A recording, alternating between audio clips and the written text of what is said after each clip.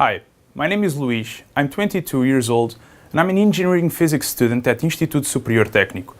I'm here to present and talk about my master thesis theme, which is compression of ultra-high power laser pulses.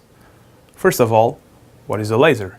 It is a device that emits light through a process of optical amplification based on the stimulated emission of electromagnetic radiation. It was first built in 1960. It's a completely different form of light when compared with light bulbs or the sun, as it is able to emit light coherently, both spatially and temporally.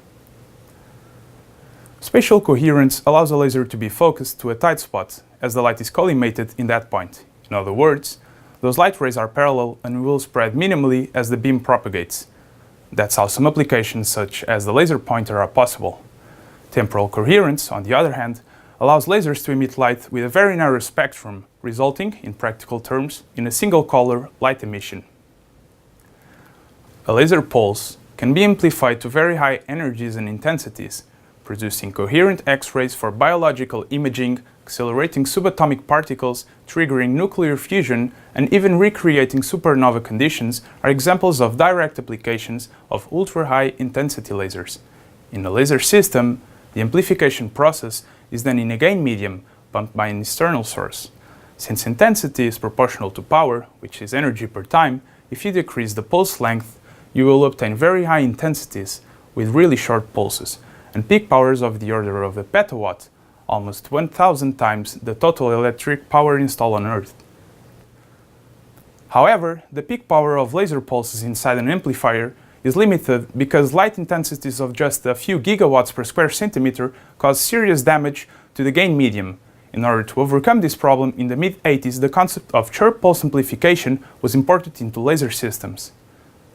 In order to achieve a high power on the target, the laser pulse is modulated before and after the amplifier. By placing the stretcher before the amplifier, the pulse duration is increased and the power is reduced. After the amplifier does its job, a pulse compressor reduces the duration to almost the initial one, therefore increasing the peak power. But how does the pulse stretching and the compression work? Normally, we rely on optical elements that exhibit angular dispersion. A great example is the prism, but a diffraction grating is normally used, as seen in the previous example. When a laser pulse crosses a prism, its different wavelengths will spread at different angles, making them travel different distance inside the prism before getting out.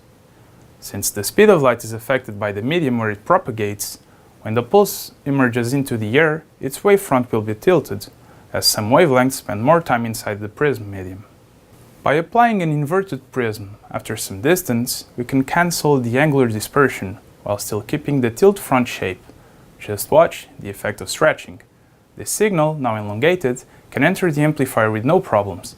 The effect of compressing is analogous to the stretching, but symmetrically. And in the end, we end up with a high-energy ultra-short pulse. So, ultra-fast optics generation, amplification, and manipulation of pulses normally involve the deliberate and smart use of the so-called spatial-temporal distortions, like angular dispersion or chirp. If we were able to restore initial conditions at the end, we'd have a perfect pulse, but improper alignment is common and ultra-short pulses are usually affected by such distortions. Residual distortions, such as pulse front tilt, can strongly decrease the peak intensity, becoming a major bottleneck for efficient application of ultra-high intensity lasers. In my thesis work, I'll focus specifically on the grating compressor, the last element before the target of a laser system. It is normally assumed that the beam at this stage should be collimated in order to avoid spatio-temporal couplings at the target plane. However, little work has been performed on the consequences of a non-perfectly collimated beam. I'll perform both a theoretical and experimental study of this configuration. The theoretical work will involve developing a matrix model for Gaussian pulses in order to evaluate the non-ideal compression of ultra-short pulses. The experimental work will take place at the Vulcan laser, one of the most powerful lasers in the world, located at the Central Laser Facility, UK.